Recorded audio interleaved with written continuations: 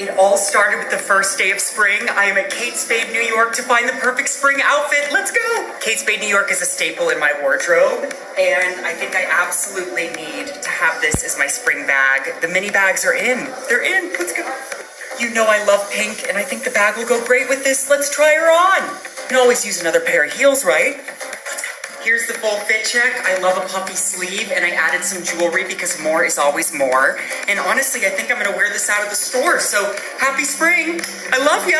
I love you, Kate Spade, New York. Well, yeah, there you go, guys.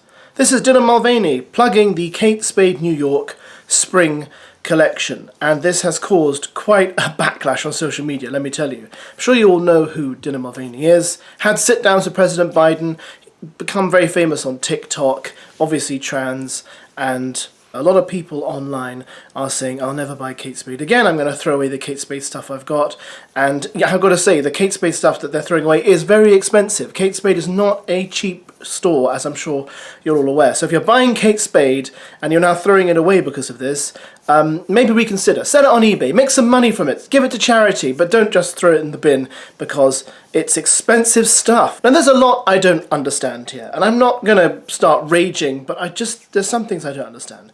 Number one, just purely a point of observation, when you go on the Kate Spade New York YouTube channel, you'll notice that for some reason, right, the videos that feature actual biological women have less views than the small videos Dylan Mulvaney's done for them. And I can't help but wonder, does that translate to sales? Do the higher numbers mean you get higher sales, or does it not mean anything? Do these videos get more views because Dylan Mulvaney is effectively a gazing stock and people want to look at him and say, I don't quite get what's going on here? I have no idea. I'm just curious to know.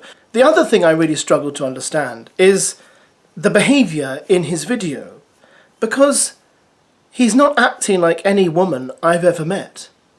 And I've met quite a few women. I'm married to a woman, and I've certainly never seen my wife or her sisters act like that. In fact, the last time I saw a female act like that video is when I went to my niece's 5th birthday party, and she was wearing a princess dress and she was dancing around the house happy about her princess dress, and that was about it. But she's 5, and I get that.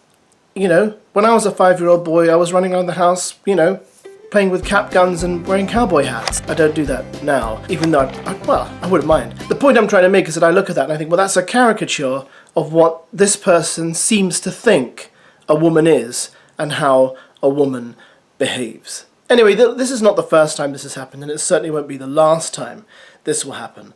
What I would like to know is that, do companies do this because they know it will stir up controversy, or do they do it to drive sales? Because obviously we had Hershey's doing a similar thing, was it earlier this month or last month, and other companies have done the same, and I do wonder, okay, is this a PR exercise in which what you're actually doing is you're using trans people rather than glorifying them? You're actually using them to drive PR to your product, which is callous of you to do so, but it probably helps your sales. Or is it purely virtue signaling? I don't know. I really don't know.